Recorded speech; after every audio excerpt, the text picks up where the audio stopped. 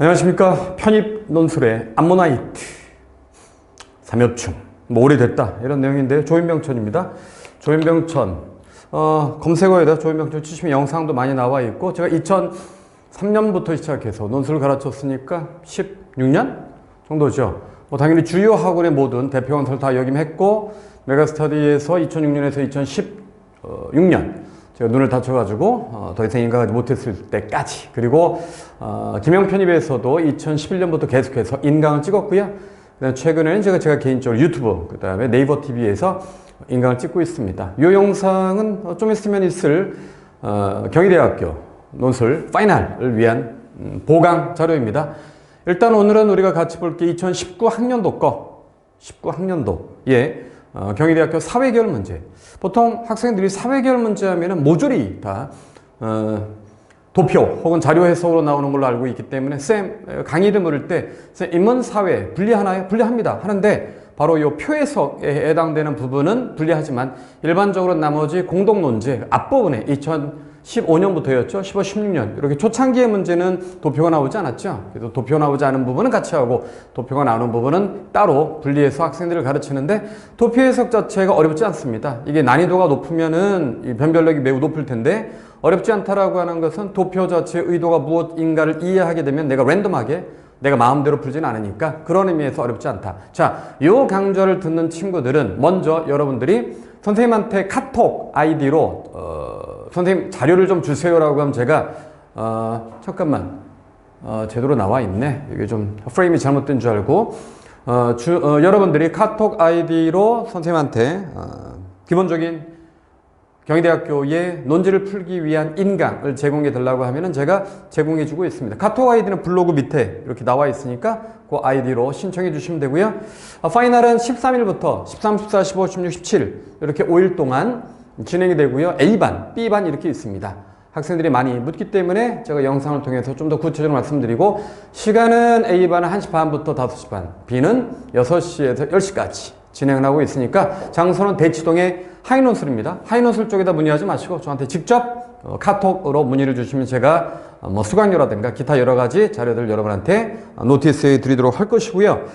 자, 그러면 한번 보도록 할까요?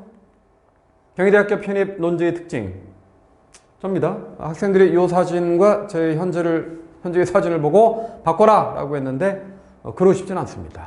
이게 약간 좀 뭔가 어서리티도 있어 보이고 괜찮지 않습니까? 넘깁시다. 자, 이게 뭐냐면 논술 강사 최초로 연세대학교, 고려대학교 논술 전형 합격. 어떤 애가 이제 인강에서 학생들한테 많이 얘기를 하는데 뭐 이유가 있습니다. 내가 학생들하고 같이 경쟁해서 내가 붙어야겠다 이러면 나쁜 놈이죠. 그게 아니라 선생님이 고대 출신인데 내가 고대를 들어갈 이유도 없고, 자, 좀 있으면 지천명입니다. 지천명인데 뭐 이런 데를 가겠습니까? 뭐 사연이 있는데 중요한 거 그건 빼고, 어쨌든 간에 내가 가르치는 연세대학교, 고려대학교, 경희대학교 논술이 가장 실전적이다. 말은 쉽죠. 뭐 누구나 붙을 수 있지 않습니까? 강사는 정말 그럴까? 강사들이 봐서 자기가 붙는다면 인정. 그렇지 않으면은 이게 굉장히 학생들에게도 중요하다라고 말할 수 있겠죠. 어쨌든 내용 자체 가장 실전적이라는 게 무엇일까? 연세대학교도 그렇고 경희대학교도 그렇고 풀어가는 과정 자체는 좀 비슷한 게 있어요. 왜냐하면 경희대학교의 채점 기준, 특징들이 있죠. 요거가 내가 올해 2번째 찍는 거고, 첫 번째 찍는 거에 경희대학교의 편입 논술의 채점 기준을 잘 설명해 놨으니까 거기를 보시면 알겠지만, 가장 중요한 건 뭐냐? 본문에 있는 내용을 그냥 갖다 베끼면 안 된다. 본문에 있는 핵심적 쟁점은 가져오되 그것을 논제의 요구 조건에 따라서 자신의 해석이 그 안에 들어가야 된다. 이게 포인트인데, 물론 이제 경희대학교 1번 문제 요약이기 때문에 쟁점만 가져옵니다. 거기에 추가적인 추론에 들어갈 수 있는 분량이 안 나오기 때문에 그 경희대학교 1번 문제 같은 경우는 사회계열이 신입학 전형에서 이렇게 요약이 나오죠. 그리고 여기 편입학 전형에서는 두 번째 문제가 해석, 그 다음에 거기 평가 이런 것들이 복합적으로 나오는데, 여기 심플하게 나오는 경우도 있고 또 여러 가지 다양한 요구 조건에 따라 나오는 것이 있기 때문에 작년 문제 그대로 나오지 않겠느냐, 그렇지 않습니다. 경희대학교도 그렇고 연세대학교도 그렇고 고려대학교도 그렇고 그때그때마다 요구 조건이 달라지기 때문에 달라지는 요구 조건이 나온다 할지라도 그거에 따라서 내가 흔들리지 않고 문제를 풀 수 있는 기본적인 방향을 내가 포착한다면 훨씬 더 합격의 가능성은 높아지겠죠. 그게 이제 선생님이 모든 대학을 포괄하는 기초강좌, 그 다음에 채점 기준, 여기에 나와 있기 때문에 여러분들이 그 부분을 참고하면은 경희대학교의 요구 조건이 요약, 비교, 해석, 비판, 인문계열, 사회계열 모두 포괄한 겁니다. 이 범주에서는 절대 벗어나지 않는다. 참고해 주시면 좋겠고. 자, 합격자 사례로 보는 파이널 강좌의 특징. 뭐 합격자 많이 배출했다. 뭐 신입학 전형도 그렇고 편입학 전형도 그렇고 제가 2003년도부터 했고 지금까지 살아남아 있다라는 건 여전히 선생님의 강의가 그래도 학생들이 글을 쓰고 합격하는데 유효하다. 이렇게 볼 수 있겠죠. 현재 제가 이제 강남 로셀, 대치 로셀, 목동 토마스 사이먼술, 목동 토마스 사이먼술 같은 경우는 매년마다 합격자가 1200명 정도 나오고 이 중에 또 논술 합격자 자체가 월등히 많죠. 그렇기 때문에 합격자를 만드는 데 가장 실전적인 학원, 실전적인 강사로서 여태까지 학생들에게 그런 내용들을 가르치고 있었다라고 하는 거 알아두시면 될 것 같고, 이 친구가 좀 재밌는 친구입니다. 이 친구가 LYS 이 친구인데 학사 편입 뭐 당연히 경희대학교인데요. 이 친구가 말년 추가, 그래서 제가 홍보할 때 말년병장도 5일이면 끝내는 경희대 이렇게 했습니다. 전제 조건은 뭐냐면 집중을 했을 때죠. 군대에 가면은 우리 군대 갔다 온 친구들 잘 알고 있지 않습니까? 나띵이 됩니다. 열심히 군대 생활 하다 보면은. 그런데 그렇게 딱딱해진 뇌도 말랑말랑하게 만드는데 5일이면 된다. 물론 이제 조건은 본인이 얼마나 최선을 다하느냐에 따라 달려 있겠죠.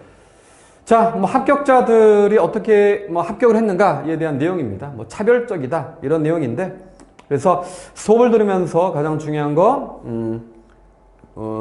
요건가? 요거 잘 쓰는 학생의 글과 비교, 그 자기 답안 자체가 갖고 있는 문제점을 객관적으로 평가받을 수 있었다. 이런 것들이 뭐 장점이다.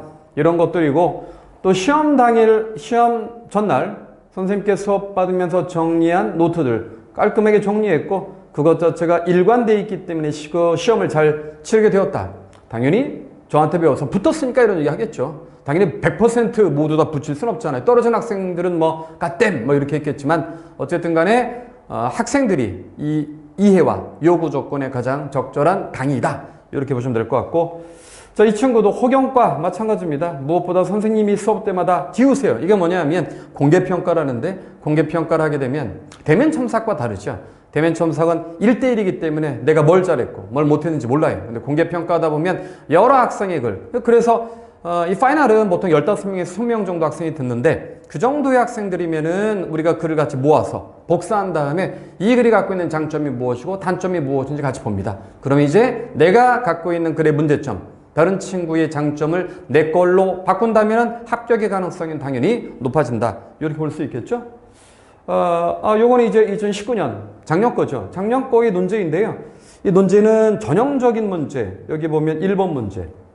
논제 1번. 사회 현상에 대한 두 상반된 시각, 두 그룹 나누어 이유를 설명하시오. 이건 비교 요약입니다. 여기는 경희대학교 문제가 비교 요약도 있고, 이거는 비교 추론이지 이유를 설명하라고 되어 있으니까 그 두 가지가 다 가능성이 있다. 근데 여기에서의 설명이라고 하는 것은 깊이 있는 설명이 불가능합니다. 왜냐하면 글자 수가 기껏 해봤자 700자밖에 되지 않기 때문에 700자. 그래서 깊이 있는 해석보다는 이 부분에서는 내가 쟁점을 찾고 찾은 쟁점의 근거를 본문에서 찾아서 설명해 줄 것을 요구하는 것. 여기 보면 주제가 있습니다. 요 2019학년도의 주제는, 규제라고 하는 것이 사회 전체의 발전을 위해서 필요하냐, 필요하지 않느냐인데, 사회 전체의 순편익이라는 걸 증가하기 위해서, 혹은 사회 전체 이익을 위해서, 혹은 전체의 공공선을 위해서 규제가 필요하냐, 필요하지 않냐, 이런 내용입니다. 그래서 이거는 쉬워요. 근데 어려운 건 요거지. 두 번째 논제, 제이시먼 바의 가정을 바탕으로 X1과 X2 구간, 1구간, X2와 X3 구간, 2구간에서 정부의 규제 수준과 사회적 순편익 간의 관계를 설명하고, 이것도 여기까지가 표해석입니다. 딱 요거만 표해석이야. 설명하고 1번, 요거 어디 갔어? 여기 1번이야.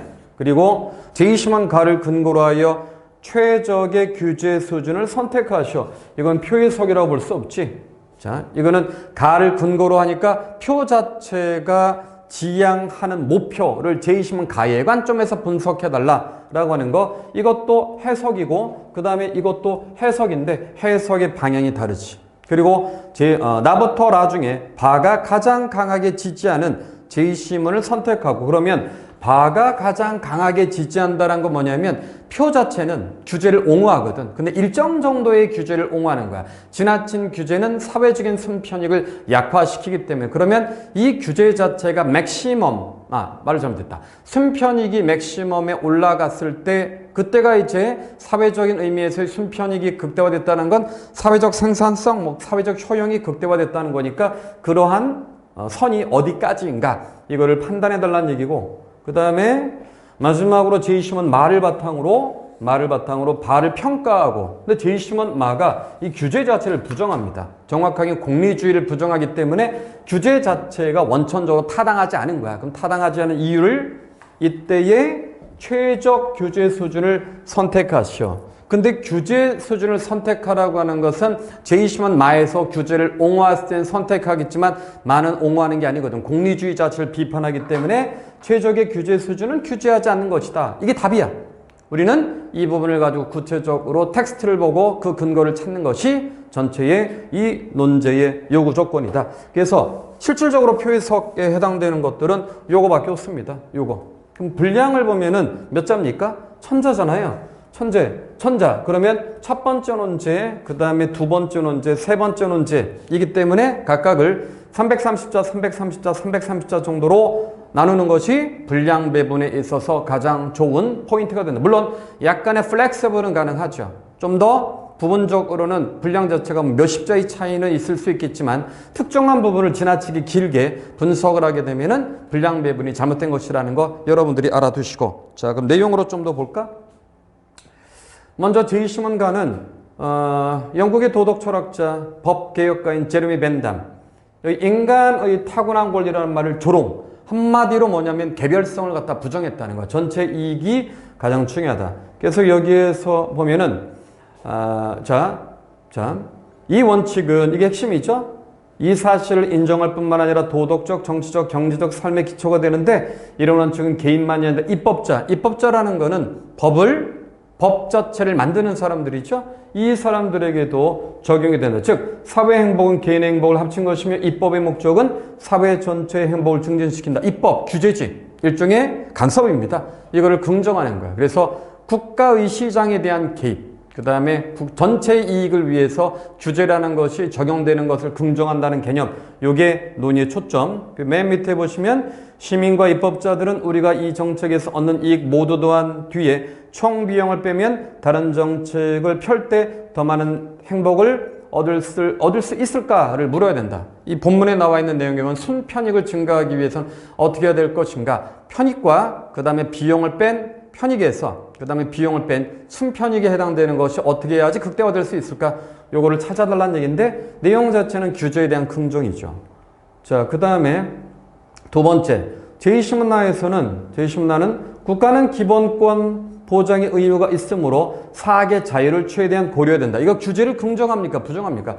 규제를 부정하는 내용이야. 그럼 우리는 여기에서 규제를 부정하는 이유가 무엇인가? 그것만 찾아내면 되죠. 즉 규제를 부정하는 핵심적인 내용을 찾는데 일단 자유라고 하는 것이 다양성과 창의성을 지향하는데 규제하게 되면 이게 제한될 수밖에 없다. 이렇게 되는 거야. 그리고 또 여기 보면은 사학에 대한 규제, 자유와 평등 같은 맥락이죠. 그래서 핵심적인 내용은 규제 자체가 사립학교, 즉 교육 자체가 갖고 있는 생산성, 교육이 갖고 있는 자율성, 창의성 자체를 배제하기 때문에 타당하지 않다. 이렇게 되는 겁니다. 그래서 맨 밑에 보면은 학생들에게 공평한 교육 기회, 지나친 입시 경쟁 억제의 사교육비를 줄이겠다는 의미에서 교육을 개입한다? 국가의 교육에 대한 개입? 타당하지 않다. 이렇게 보는 거지. 여기는 규제에 대한 부정. 자, 이 영어 제시문 자체가 학생들이 난이도가 높다, 높지 않다. 이게 중요한 게 아니라 영어 제시문이 실제로 사회계열에서 나오잖아요. 그럼 얘를 먼저 독해하면 안 되지.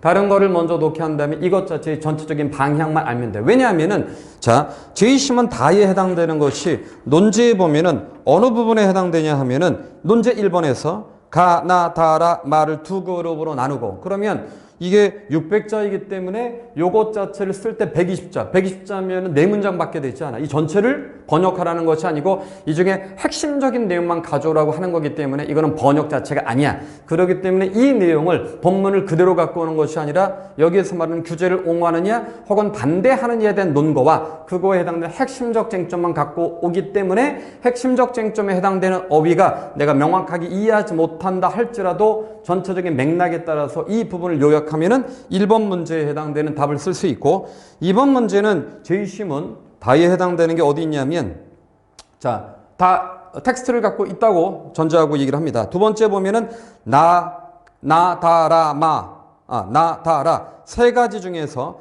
바가 가장 강하게 지지하는 제이시문을 선택해라. 그러면은 다가 들어가 있잖아. 나, 다라 세 가지 중인데 만약에 내가 다가 규제를 가장 강력하게 지지한다면 이 내용에 해당되는 근거를 쓰고 나하고 라가 타당하지 않은 이유를 쓰기 때문에 역시 아까 이렇게 몇 자 정도라고 되어 있습니까? 1100자면은 우리가 두 번째 논제 요구에 해당되는 게 대략 한 400자, 400자 정도 되겠지. 400자 나누기 3, 400자를 3으로 나누면 130자. 이걸 내가 옹호한다고 했을 때 나머지 두 개를 비판해 주기 때문에 130자 정도인데 이것도 앞부분에 이미 요약을 했을 때의 핵심적인 쟁점에 해당되는 내용이기 때문에 이 내용 자체가 전체에 제시문을 독해하거나 문제를 푸는데 커다란 영향을 미치지 않는다. 근데 게다가 여러분들은 경희대학교를 들어가려면 일단 기본적으로 토익 성적 자체가 일정 정도 이상이 나와야 되기 때문에 이것이 갖고 있는 변별력은 없다. 이렇게 생각하면 되겠죠. 그렇죠? 자, 좀 이따 같이 보도록 하고 방금 전에 얘기한 건 어쨌든 규제에 대한 찬성이야. 제이심을 라. 이 부분은 규제 자체에 대한 부정입니다. 제이심을 라해서 규제를 한다는 건 뭐냐면 거기에 보면 A국의 사회신용제도야. 사회신용제도에 대해서 부정적입니다. 왜냐하면 이런 제재 자체가 어떠한 문제를 이야기할 수 있느냐. 자, 보면 첫 번째 단락의 맨 밑에 자, 가산점을 부여하는 등의 행위는 이거는 비도덕적 행위에 대해서 감점을 하고 그 다음에 이러한 개인이 갖고 있는 도덕성의 문제, 윤리의 문제 자체가 이 사람을 평가하는 기준이 된다. 이렇게 했을 때 사회 전체의 효용이 높아지냐? 효용이 높아지지 않는다는 거예요. 그래서 맨 밑에 보면 두 번째 단락 밑에 이 제시문의 핵심적인 내용 사회적 도덕성을 판단하는 최고의 기관이 되며 전 국민의 일거수일투족을 감시할 수 있게 된다. 한마디로 통제의 개념이기 때문에 부정적이야. 그럼 봐봐. 나, 다, 라에서 규제를 긍정하는 게 뭡니까? 다잖아요. 그러면 이 문제 자체에서 나부터 라 중에 바가 가장 강하게 지지하는 거, 바가 지지하는 건 뭐야? 규제를 긍정하기 때문에 아까 앞부분에 나오는 영어 제시문이 되겠지? 영어 제시문이 옹호의 관점으로 볼 수 있다. 이렇게 되는 거야. 그러면 영어 제시문 한번 볼까? 영어 제시문에서는 우리가 신경 써야 될 게 내용에서 여기는 규제 자체를 긍정한다고 했죠? 그 규제의 긍정의 논거가 뭔지를 찾아야 돼. 일단 내용은 어떠한 산업도 자 그러한 이득에 대해서 사유화하고 그 다음에 손실을 이윤을 사유화하고 손실을 사회화한다. 뭔 말이야? 이윤은 자기가 다 갖고 손실은 사회에 떠넘긴다는 얘기지. 그런 것들이 없다. 누가 그래? participant. 여기 보면은 자 이 제이시문에서 가장 중요한 것은 금융업이라는 단어인데 participant라고 하는 금융업 종사자로 우리가 해석을 해야 됩니다. 그 어떠한 산업보다도 바로 금융업에 종사하는 사람들은 지가 스스로 self-righteousness라는 건 지가 옳다고 보는 거야. 확신에 차서 화를 내는 경우는 없다. 근데 바로 public official이라고 하는 공직자들이죠. 이때 공직자들이 즉각적으로 이거는 바로 뭐냐면은 금융업을 구제하기 위해서 나서지 않았을 때에 화를 낸다는 얘기야. 한마디로 자기네가 자신의 손실을 봤을 때 손실을 보완해주기 위해서 국가가 개입해달라. 이런 내용인데 여기는 그 개입 자체를 긍정합니까? 부정합니까? 여기에서는 자 보세요. 즉 은행업 자체를 지키기 위해서 국가가 개입하는 것이 아니라 금융 자체가 이러한 문제를 갖고 있기 때문에 금융 시스템 자체에 국가가 개입하지 않으면 전체의 손실이 일어날 수밖에 없다는 내용이 되는 거야. 그래서 여기 보면 바로 when they get into trouble 문제에 빠졌을 때마다 문제 누가 만듭니까? 지네들이 만드는 거야. 지네들이 만들어 놓고 국가가 구제해줘 라고 하기 전에 처음부터 국가가 금융업 자체에 적극적인 규제를 통해서 사회적 손실이 일어나지 않도록. 왜냐하면 금융업 자체에 국민들의 공공선, 공공의 이익이 그 안에 들어가 있기 때문이죠. 그래서 우리는 이러한 재정 금융 시스템이 갖고 있는 행동들이 public interest, 전체적인 공익과 무관하다고 볼 수는 없다. 공익과 관계가 있기 때문에 그때그때마다 금융업이 갖고 있는 문제에 국가가 개입하는 것이 아니라 전체의 금융 시스템이 자기네 마음대로 이익을 추구하거나 손실을 전체의 사회화하는 것을 방지해야 된다. 그런 내용이야. 여기 보면 미국이라든가 영국이 2008년에 글로벌 재정위기, 재정위기 때 나타난 것을 보게 되면은 개별적인 financial institution, 금융기관은 cannot change, 그들의 시스템을 바꿀 수 없어. 그들의 보상 시스템. 그래서 이들이 그런 시스템을 바꾸려면은 경쟁업체에 대해서, 타 경쟁업체에 대해서 자기들이 갖고 있는 유능한 그런 직원들을 뺏길 수밖에 없다는 거야. 루징이니까. 그래서 입법자들은 스텝인, 이게 핵심이죠. 입법자들은 개입해야 돼. 그래서 그러한 공적인 개입이라고 하는 것이 무시무시해. 이걸 부정적으로 얘기하는 게 아니야. 보기에는 무시무시하지만 그러나 더 중요한 건 alternative라는 게 뭡니까? 개입하지 않는다는 거지. 이거에 대한 대안의 의미이기 때문에. 그러나 the alternative endlessly repeated crisis, 한마디로 개입하지 않았을 때 나타나는 무한한 위기라는 것은 훨씬 더 even worse, 심각해질 수밖에 없다. 근데 문제는 있어. The question, 문제는 뭐냐면 how far, 얼마나 깊게 바로 이러한 regulatory, 뭡니까? 규제망이라고 하는 것이 개입돼야 되는가? stretch, 뻗어야 되는가? 나는 it should cover, 그것은 systematically important financial institution, 모든 재정적 조직이 개입해야 된다 보는 거야. 핵심은 뭡니까? 바로 금융 시스템을 냅두면 안 된다. 국가가 금융 시스템 자체가 갖고 있는 건전성과 공정성을 강화시킬 수 있어야 된다는 내용이야. Drawing the line, 이거 뭡니까? 이 선은 뭐냐면 규제선이야. 어느 정도까지 규제를 할 것인가? Will not be simple. 간단하진 않겠지만 그러나 그것 자체는 문제가 될 수 있어. 모든 규제에는 다 그런 문제가 있다는 거지. 그래서 I understand that the banker, 여기 뭡니까? 은행가들입니다. Will not like this. 당연히 국가가 개입하는 걸 금융업자들은 싫어하겠지. 그러나 그럼에도 불구하고 one thing, 한 가지 확실한 것은 뭐냐 하면 just as war is too important. 전쟁은 to be left to general. 전쟁을 장군에게 맡기거나 혹은 은행을 바로 은행가들에게 맡긴다라고 하는 것은 그것은 타당하지 않다는 거죠. 왜? 이것 자체의 전체의 국민의 이익이 이 안에 개입되어 있기 때문이다. 이렇게 보는 거죠. 그래서 여기서 말하는 것은 규제가 긍정적이다, 부정적이다. 규제 전체가 긍정적이라고 보는 거야. 이것을 우리가 찾아낼 수 있으면 되는 거죠. 자, 제이시뮬라도 아까 봤고, 그 다음에 제이시뮬라는 뭐냐면 이게 사회 전체 이익을 극대화하기 위해서 개입하는 것이 타당하냐의 논거로서의 공리주의 자체를 구체적으로 비판합니다. 공리주의가 왜 문제가 될까? 공리, 전체 이익인데 그렇게 공리주의적 사고가 어떠한 한계를 갖고 있는가? 여기 보면 공리주의 논의를 일관되게 적용하면 사람을 다룰 때 우리가 예의와 존중, 기본 규범을 어기는 것도 허용할 수 있어. 한마디로 공리주의의 핵심 뭡니까? 모든 것이 양적으로 환산될 수 있다. 이것은 인간이 지향하는 가치뿐만 아니라 인간의 행동도 개량화될 수 있기 때문에 그 안에 인간성, 인간의 존엄성이 배제될 수 있다 보는 거야. 이게 핵심입니다. 그래서 여기 보면 그러나 인권과 인간의 존엄성이 공리를 넘어서는 도덕에 기초한다는 관점에서 보면은 잘못된 것이다. 이게 핵심이죠. 그 논거가 뭐냐면 공리주의가 행복을 개량화하고 통합하고 계산하는 도덕과학이라고 말하지만 공리주의라고 하는 것은 사람들의 선호를 심판하지 않고 무게를 잰다. 개량화한다는 거야. 수량화한다는 거야. 뭐냐면 인간이 갖고 있는 주관적 가치, 도덕적, 사회적 재화를 과연 개량할 수 있겠는가? 비판입니다. 타당하지 않다는 거야. 여기 보면 하지만 도덕적 행위를 모두 단일 통화, 개량화한다라고 하는 것은 타당하지 않다. 그 가운데에서 인간이 갖고 있는 존엄성, 그 다음에 인간이 갖고 있는 가치, 인간의 권리 이런 것들이 배제될 수 있기 때문에 공리주의를 기반으로 한 규제라는 건 타당하지 않다. 이렇게 보는 거지. 맞습니까? 자, 그래서 이게 두 번째 문제에 해당되는 건데 여기 보시면은 Y축은 사회적 순편익이야.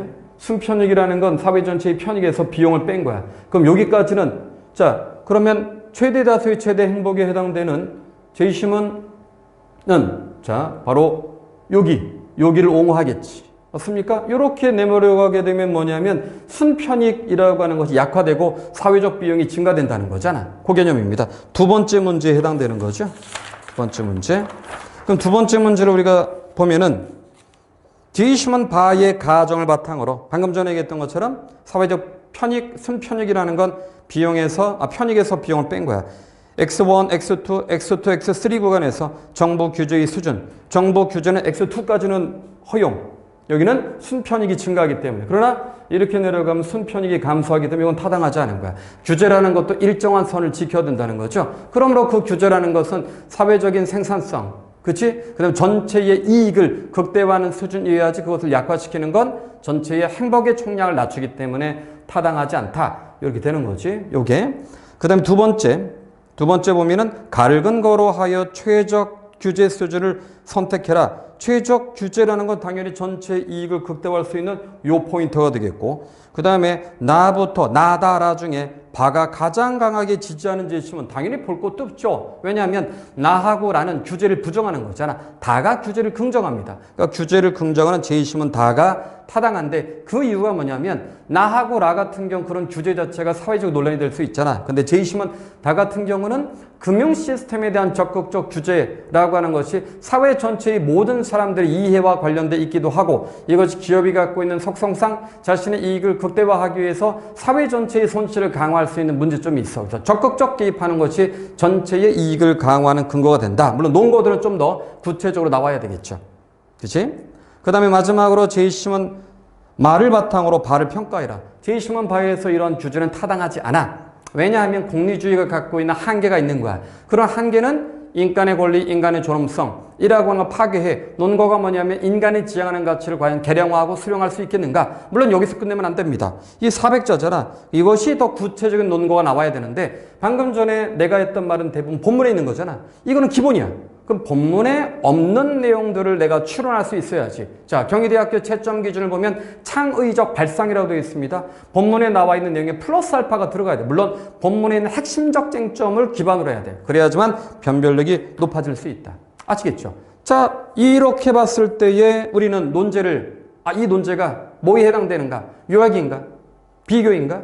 해석인가? 비판인가? 그쵸? 그러면 논제 1을 보면은 여기 안에 들어가는 내용은 보통 설명, 그 다음에 평가 이렇게 돼 있잖아. 그러면 해석해서 평가가 돼 있는 거야. 그럼 논제의 요구 조건이 달라. 해석은 중립적 분석이야. 평가는 타당하다, 타당하지 않다야. 그러면 타당하다, 타당하지 않다라고 하는 것과 해석을 통한 분석의 과정은 달라질 수밖에 없어. 요걸 이해하지 못하고 해석할 때 괜히 열받아가지고 옳다, 그러다 하면 타당하지 않고. 근데 타당성을 논하라는 건데 자, 타당성이란 건 가치가 개입돼야 되잖아. 근데 가치가 개입되지 않고 또 중립적 분석을 한다면 논제의 요구 조건과 무관한 글이 된다는 거 잊지 말아야 되는 거죠. 아시겠습니까? 자, 경희대학교의 편입논술은 대입논술과의 커다란 차이가 없어. 다만 대입논술과의 채점 기준은 다르다. 첫 번째의 요 영상 말고 앞에 있는 영상에 보면은 채점 기준의 차이를 여러분들이 이해할 수 있을 겁니다. 그래야지 그 명확한 기준을 가지고 우리가 문제를 풀어야지만 대학에서 요구하는 편입 학생들에게 요구하는 글쓰기 방법론이라는 걸 내가 이해할 수 있다라는 거 잊지 마시고. 아시겠죠?